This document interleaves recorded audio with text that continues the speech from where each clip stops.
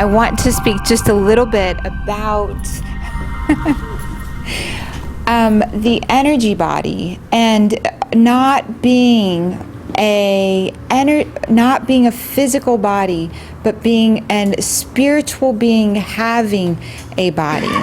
When you go into Europe, when you go into and travel the world, there are huge buildings that you step into, and there was an understanding of who we were from the perspective of these mighty large energies that had bodies that housed us, and places of worship, places that we really went to cleanse ourselves, huge, magnificent buildings, grand doors to welcome in this energy. When we take a picture of ourselves and we're using Carillion photography, we're using other photography, the signature that happens to be us on many levels winds up on an electrical level, far-reaching. We can measure our electrical output far beyond where your hands reach out. We can, depending on how tuned in we are to ourselves, we can measure our magnetic field so far away from us, across the room. And they knew this in Europe. Da Vinci used a lot of different things to measure this, and today we're coming up to the science. Today we're able to utilize it, but that's what we're talking about, the energy that's way out here. If you've ever had a sense someone was going to call you, or you had a connection to someone, Jason and I were talking earlier before we had cell phones, how we would go to concerts and we would meet our friends at concerts, and there were thousands and thousands of people at the concert. We would just set out the intention that we would meet them, and at some point we could have marked out a location, but we were able to meet them with our intention and being electrically, magnetically focused. And so I want to bring it back to attention, where you said attention. Thank you. Thank welcome. you. So like I said, you are spiritual beings having a physical experience. You all know that you have four bodies: the physical, the mental, the emotional, and the energetic. Now the one that is immortal is the energetic body. That is what goes on.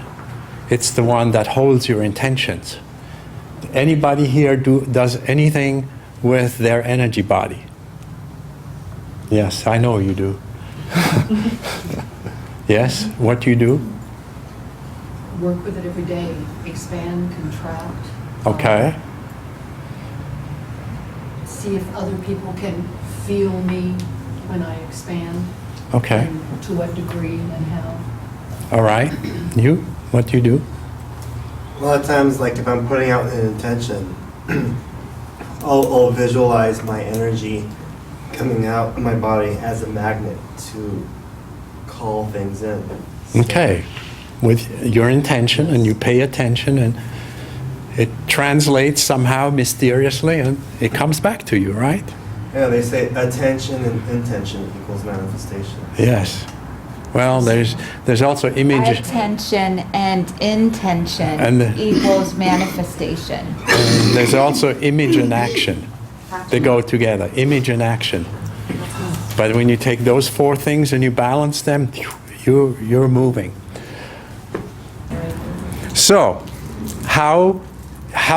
what does your energy body do? Well, first of all, it interacts with everybody else's energy body. Okay? For that purpose, it has chakras. It has 7 chakras inside the crown is not inside the body. It's half outside, half inside. The crown, the third eye, the throat, your heart, your solar plexus, your sacral chakra, and the tip of your coccyx, your root chakra. So what really happens? We come into this world, we are totally helpless, totally powerless, and we are totally dependent upon the love of our parents or whoever takes care of us. They give us love, they give us love, they give us love. And one day, something happens. This love becomes conditional. You talked about conditional love earlier. We will love you if, if you walk, if you talk, if you potty right, whatever it is conditional. And so you learn how to behave, the socialization of who you are, making you good citizens. However, most of us, at one point, we decide that we don't really want to receive this conditional love. So we shut ourselves off.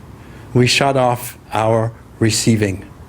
And we do that because, I need to talk about the chakras again. The crown chakra has a little funnel that goes up, and the root chakra has a little funnel that goes down. But the other 5 chakras have a little funnel in the front and a little funnel in the back. Now, you understand this is multidimensional. This is just a 3D rendering of what really happens. Does everyone know what a chakra is? If you don't, we'll just talk about that for a second. There are nerve bundles that occur in your body, and each of these nerve bundles put out energy. This is on a scientific level what we see now in medicine. In Sanskrit, in ancient text, there have always been a reference to wheels in your body. Those wheels hold a lot of energy, and it's like a coiled up flower. When it's utilized and activated, which you come in with it already having the potential to fully be used, it's a wheel, it's a flower, it's a potential unit of energy. When functioning properly, it puts out so much more energy. There's 7 of them, 7 nerve bundles, and 7 that we've located in our body. And normally when we talk about them, we talk about those 7. In ancient Chinese medicine, ancient Indian medicine, they have little meridian energy points throughout the body. And so there's, from different systems, there can be 12, it can go out to a number more. Those correspond to the body, but and the nerve bundles that occur in the body. The major nerve bundles are 7. The major nerve bundles and the way that we come about in utero is consistent with the ways that chakras are in our body, the way that they're produced, the way that they put energy out. And there's a lot of research today to document this ancient wisdom that we knew about for years. Okay, so most of you, early on, you close off your receiving end because you don't want to receive this conditional love anymore. But you still need to receive energy somehow. So what you do is you kind of sneak it in, a little here, a little there, not through your chakras. But what happens in that process is that you absorb all the crap that goes along with sucking energies from your environment. All the worry, all the anger, all the frustrations, all the sadness, all the hurt. Yes, there's also love and joy and all the other things. But in the process, you just absorb all this negative energy. So what I'm trying to explain to you today is, first of all, where you can go and find pure energy. Good, untainted, unconditional energy. And there's 2 sources. Our energy body is like a light bulb. What happens, you need to screw the bulb into a socket, and then the lamp, there's probably a cable come out, and then there's a plug, and on this plug there's 2 prongs. We also have 2 prongs. We have 1 prong in our crown chakra, and we have 1 prong in our root chakra. And in the root chakra, we connect to the earth, which is one source of power. And with our crown chakra, we connect to our greater self. You see, the physical body is such a small and compact thing that it cannot house all of who you are. you leave most of yourself behind, your greater self. And for the purpose of getting energy to you, what we're going to do is we're going to imagine that greater self as being a sphere of light that hovers above you, maybe 200 feet up and maybe 30, 40 feet in diameter. This sphere of light is always there. It's who you truly are. And you can ask it to send you energy at any time. And I would suggest that you do that. I'm actually going to take you later on. We're going to do this, but I'm first going to explain it to you how it works. So basically, what you do, because you receive unconditional, untainted energy from there, what you do is in your mind, in your imagination, you just ask your greater self to send you energy. Hey, please send me a little energy. And immediately, from this sphere of brilliant light, will descend a beam of white light. It will come down, come down, come down, enter your crown, go in a straight line through you, and exits you at your root chakra and goes all the way to the center of the earth. You are now in one. You are connected to one of the two polarities. The earth gets really excited. Not too many people bring light to her. She loves it. You know, everything in nature gives off more energy than they take in, except for humans. Because we're all trained in this lack and scarcity. Where am I? Where's mine? Where's mine? Suck, suck, suck, suck, suck. Well, like I said earlier, you really have a disadvantage when you do that, because you absorb all the crap that comes with that.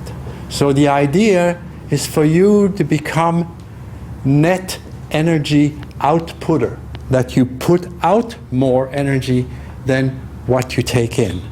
And it's easy to do that when you're well connected. So we spoke about the connection from your greater self, coming down, going through you, going into the center of the earth. The earth totally excited. She loves it. She has energy to give. She really digs you. She will send you a beam of red light from the center of the earth, up, up, up, up, up, in through your root, along the spine, one straight line, up, up, up, up, up, out through the crown, and all the way up into your greater self. You are now connected to these two sources of light. These two light beams also individually go through every of your chakras at the same time. And when a chakra receives both polarities, the chakra will also turn on. It will illuminate. It will be able to work. It will be able to do what it's supposed to do.